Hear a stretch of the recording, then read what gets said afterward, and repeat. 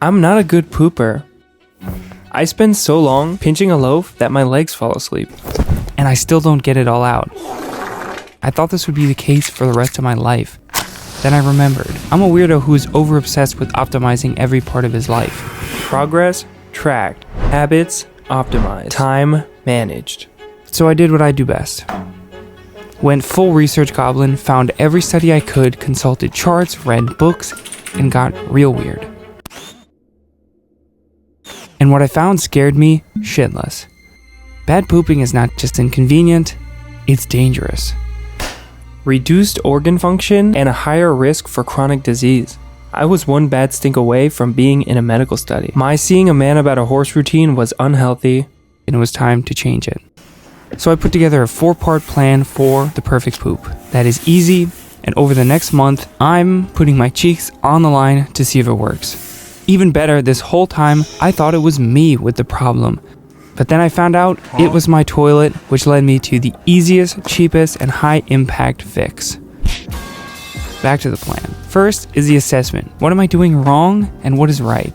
Second is nutrition. What are the easiest, high-impact fixes? Third is a bunch of products that might help. I'm sure there's an easy way to just buy pooping success. The fourth is lifestyle. At the end of this month, we will assess if it changed the way I view log cabins, or did I just throw a bunch of time down the toilet. So, why does any of this matter? Well, depending on who you ask to do the math, 1 to 2% of your life can be spent painting the porcelain. We're talking weeks, even months of your life spent straining, scrolling, praying. That's not bathroom time, that's wasted time. Along with that, here's the kicker. Your logs are a health report directly from body. Don't ignore them or this could be you. Now, I can't cover everything. So this will really just be the most high impact changes. The 80-20 approach to dropping your kids off at the pool.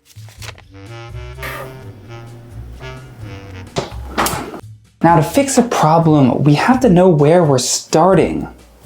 So I did the only reasonable thing. I became a professional turd tracker. For the first week, every time I took a dump, I recorded the color, the shape, the texture, and even finger looking good. Just kidding. But to keep it simple, I made a dump diary where I recorded the date and then took a picture of the little guy. Now there are apps that do this like Plop, but I thought it was just easier to do it in my notes. This meant that every time I read the newspaper, I needed a new habit. Before I instinctually went to wipe, I needed to look and take a picture. Now make sure it's in your hidden folder so your girlfriend doesn't find them. Wilson, what the heck is this? So what does perfect pooping look like and how far off are we currently? Lucky for us, there is a helpful chart, the Bristol Stool Form Scale. And I think they really missed the opportunity to just call it the Bristol Scale. In it are 7 different types. By determining which type we fit into, we can identify the potential issues that we're having. Type 1 and 2, cute, but no, they're constipation city, hard lumps that feel like you are birthing gravel. I always thought the firmer the better, but that is not true. Type 5, 6, and 7, the opposite problem. You're one bad sneeze away from a shart, otherwise known as diarrhea. Type 4 is what we're aiming for. Mwah. The 4 S's, smooth, soft, sausage, and most importantly, strain-free. Now type 3 is also healthy, but we want to aim for type 4 as often as possible. So after a week of tracking my exports, I made a shocking discovery. I was passing once every other day. 4 in a week. That means that there were 3 days where absolutely nothing left my anus.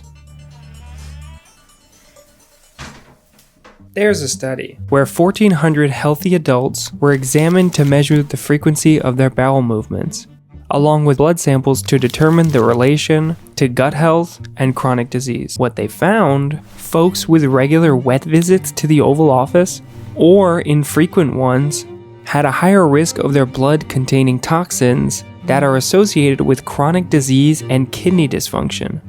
Meaning, if I don't fix this shit, I might die. Now yes, that's being dramatic, but now we know the problem. I am using my butt cannon too infrequently. So how are we gonna fix it?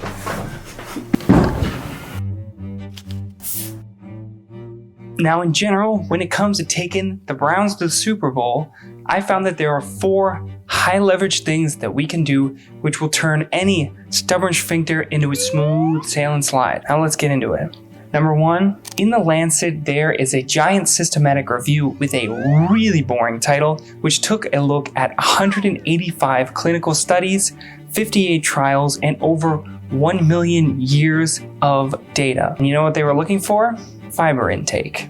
And what they found was the optimal magic number for fiber intake, 25 to 29 grams. And how much fiber have I been eating?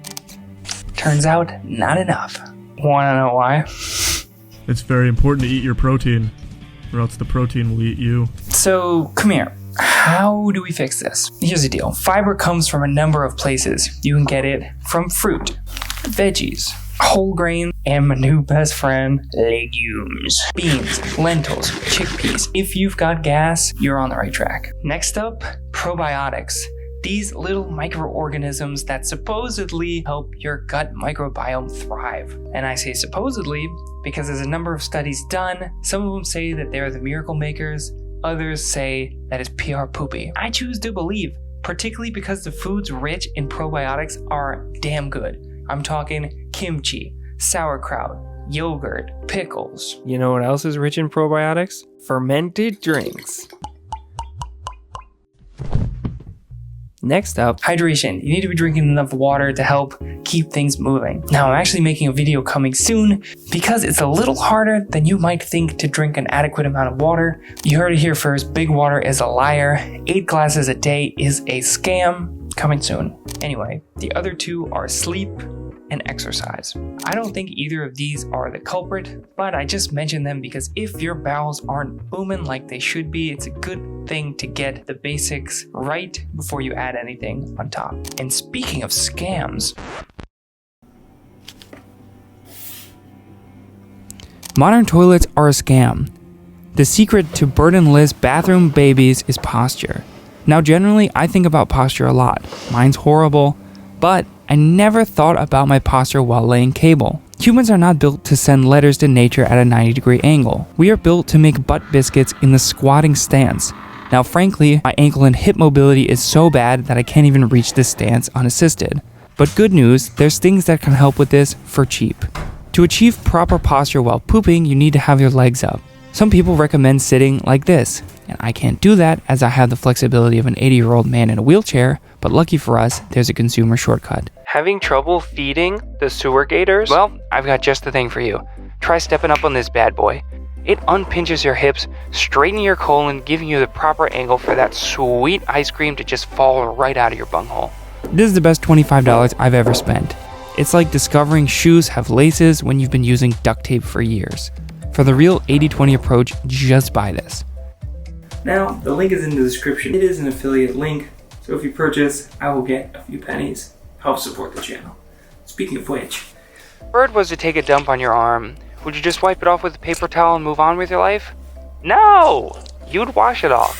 So why then, with our cinnamon ring, do we just dab it with a paper towel? You're just smearing it. Use water.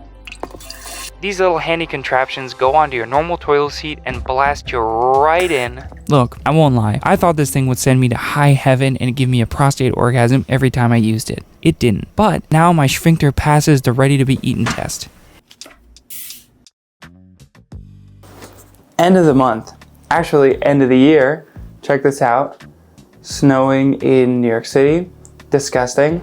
I got a new haircut. Trying to look like Mark Zuckerberg. So how have my sessions talking to Ralph on the big white telephone been going? I'll have you know, for the past 2 weeks, I've been a daily pooper.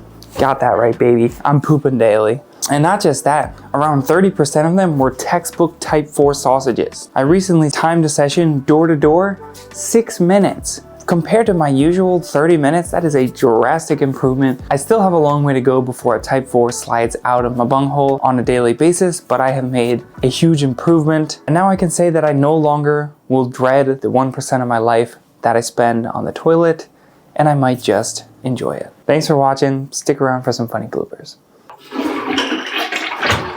Wilson, what the heck is this? I'm sorry, I didn't look at the camera. Your dumps are a... Holy... So I did what I do best. Sucking dick. That's pretty good. Wait, no, sorry. Oh, he's crying. That's beautiful.